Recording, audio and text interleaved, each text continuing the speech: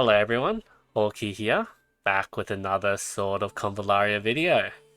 So today we're going to have a look at global deduction again. Today is the first day of the CN release of global deduction, and this guy has made such an awesome video about global deduction, and yeah, just really good tips for everyone. I'd like to translate most of it, and I'll leave the link in the description as well, but it's just so great here. So let's play through it. So let me go through a bit of translation here. Alright, so just a bit of basic introduction to the event. They only have 21 days. You get a bit of resources, Primordial Dust, Luxite, and Castelia.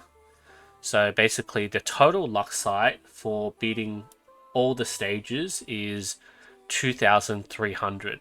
And I did a bit of translations on these rewards.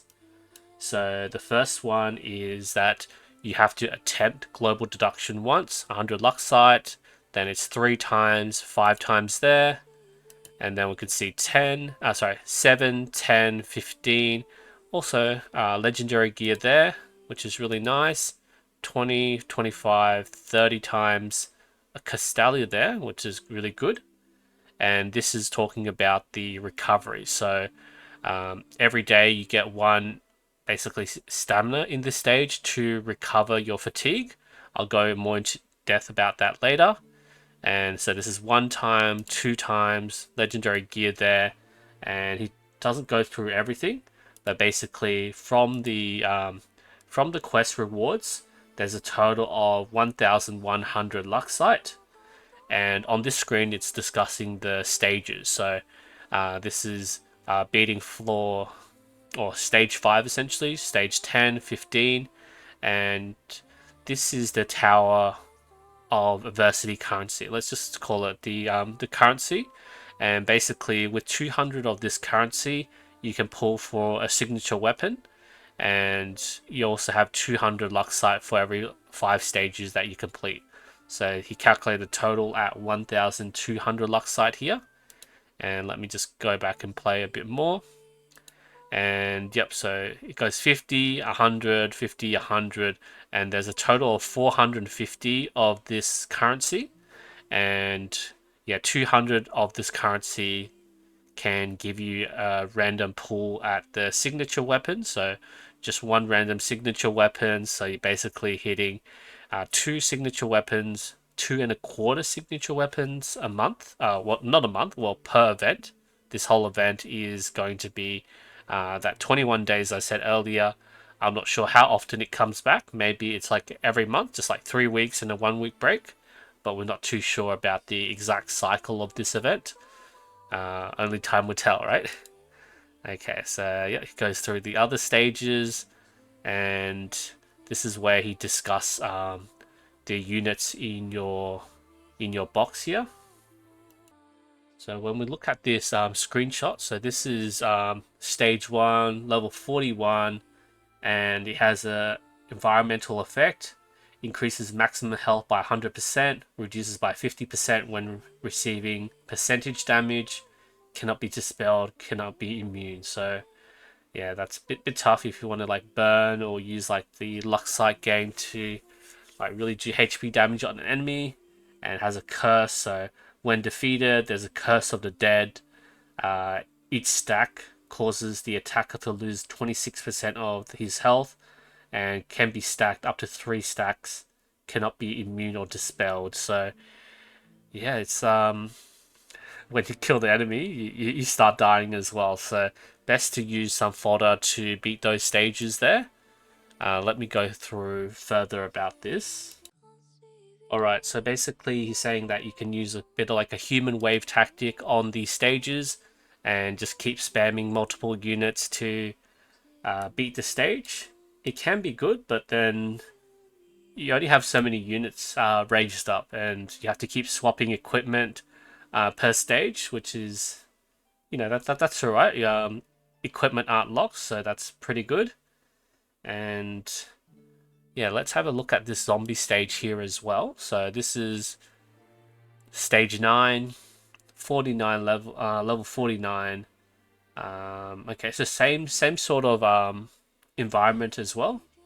The force life, that was the same as this one. So force life and speedy ambush. When the action ends or you're hurt, gain 1 letter of speedy ambush. Ooh, attack 8%, crit rate, crit damage 20%, one move, can be stacked, lasts for 3 rounds. So they really chase you down. What a scary zombie. Alright. And yeah, okay, he's talking about all the rules for the stage. So I think we've seen this pretty much before. So there's 30 levels. Multiple teams can participate in a challenge in the same level. Multiple challenge can effectively reduce the difficulty of passing the level because every time you send a team through the stage and you don't kill the enemy, the HP will remain where you like lowered it to. So the next team would have an easier time of killing the enemy. Actually, this is what it says. So before the enemies in the same level are defeated, can be challenged repeatedly. Enemies' remaining health and our tactical points will be inherited after the battle. Characters that participate in challenge become fatigued and unable to descend in subsequent levels. Tactical points will not be restored. After using the recovery time, you can clear the fatigue status of all characters and restore all tactics. And yeah, maximum amount that you can save up on the restores is 6, and it's reset at the daily reset every day. Alright, so that's pretty straightforward, I think. And alright, and then showing the mechanic that you can see the HP is lower there. And yeah, it does show that this sort of environment does carry over multiple stages. So, and you have to be really careful about some of the mutations as well. So this vengeance one on stage 14 and 21 is that, you know, whenever you kill an enemy, there's a vengeance banner at the same location. All friendly troops within 5 squares are damaged. 65% of the damage is reflected back. And then it goes even more. This is an essay. Gain force march. Increase movement by 1. Attack by 30%. Stack 5 times. Dispel all debuffs. Change them to level 2 buffs lasting 2 rounds. And if they have like 4 stacks, change the piercing damage. So yeah, basically they just keep getting stronger and stronger after you kill more enemies. So you have to be really careful there. And yeah, just really interesting mode here. And yeah, basically there's a few things that you want to watch out for is that regardless whether you use your characters to beat the stages or not, all the units will be fatigued. So even if we quit out early, that's really bad because you lose your progress and then they're still fatigued as well, so you can't use them again. And yeah, it's just really test of all the characters that you have. And the guy did say that, you know, there's a famous Chinese strategy called the Tianji's horse racing strategy.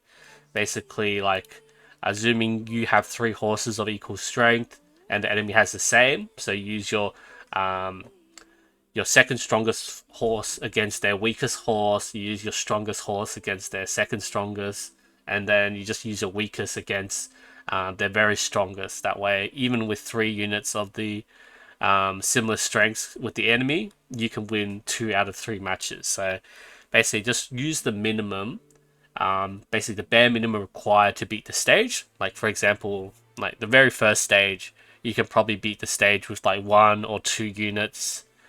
And yeah, just, you know, really save up all your good units for later stages.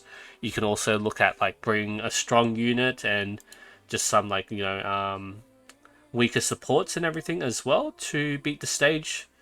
And another tip that he has given us is make sure you have to keep in mind the typing. That might be something that we forget as we play through the game and brute force everything. And yeah, that's pretty much it. Like, I feel like this is fairly basic, but yeah, it's just a really interesting and brief overview of the global deduction game mode. And yeah, let's see if there's any interesting comments here. I guess I'm speechless. And yeah, that's a vengeance banner. And yeah, we have to really keep in mind the tactical points. So tactical points, they don't regenerate in battle, and they can only be restored by using your full recover every day. So you have to make sure you save up your tactical points. And a few more experiences I want to go through. There's no strategy at all. You just need to fight from weak to strong and grind the HP down. The debuff that reduces health when someone is killed is only the first 5 levels, so just use low levels to beat it, and then you could skip play normally afterwards. Yeah, character can only be played once. Doesn't matter if it's dead or alive when passing the stage, which greatly reduces the difficulty. If you have enough characters and level is high enough, you can turn on auto. Doesn't matter if the bot is a bit stupid, as long as one person survives the level, which is good for whales. Okay. Okay, so if you choose not to go back to the stage when your whole team's wiped out, enemies dead, and lost lives will be carried over until they're all killed by you. Oh, yep. So basically, yeah, if there's like, 1 or 2 enemies left, just, don't pull out a full team again. Just maybe try like 1 or 2 characters to just wipe them out. So all players have a lot of equipment which aren't used by your main characters. Yeah, don't bother unequipping them, and just use like random characters and equipment and just swap them back and forth. Don't strip your main team, otherwise it'll just take too much time and effort. A time to change equipment is longer than a time to fight. Pumpkin eating face. Okay. So currently level 10. Use most of my early characters and 200 tactical points. Around level 14, my characters will be used up and will need to be reset. So then he can just start again from level 14 with like a full roster and full tactical points again. And you could see like he's used like really weak units. Like what's that? Like I think that's a new Crimson Knight epic, and then that's like Dark like Fire Priest, is it? And that's like a Luxite, or Outlaw Crossbowman. Yeah, all these weaker rarity units, and he just going through the stage with all these weaker units. There's Agile Eye. He hasn't even used like a legendary in these first few fights. But yeah, just there's suppression there. And that's Stormbreaker, Mytha, Rawia, and Samantha. And yeah, just I did pay attention to the level. Level 9 and 10 don't need that many level 60s. Enemies in level 10 can't even break Simona's shield. Okay. So now another tower climbing game. I don't know which one to vote for. Killing someone, deduct health. Okay. Alright, he's solo level 11 in Momo. Okay. There's no need to fight so hard to complete 30 levels in 20 days. If you push fast in the beginning, you should reach Tower 10-5 or even higher difficulty later. Disgusting part about this activity is the various annoying debuffs and tactical restrictions. Reach level 15 today and it'll be easier later. 15 to 20 is the worst, 20 is better. Actually, what is 20? Let's have a look. We've seen this before, the forced march preparation. Yeah, that's really disgusting. Yeah, this one on 21. Alright, let's see anything else. Change equipment, invite code. And yeah, just like everyone's pretending to be experts and having a lot of strategies. 3 enemies. Light defenders, assassin. Take advantage of their low movement. Okay, I think that's pretty much everything. I think the first video, this one, just really covered a lot, and yeah, I just found it really interesting, like showing us how this event worked. And yeah, just can't wait for us to get on global. I'm pretty sure we'll be getting this in the next month, and yeah, let's prepare and wait for this event. And yeah, thank you everyone so much for watching, and I'll see you guys next time.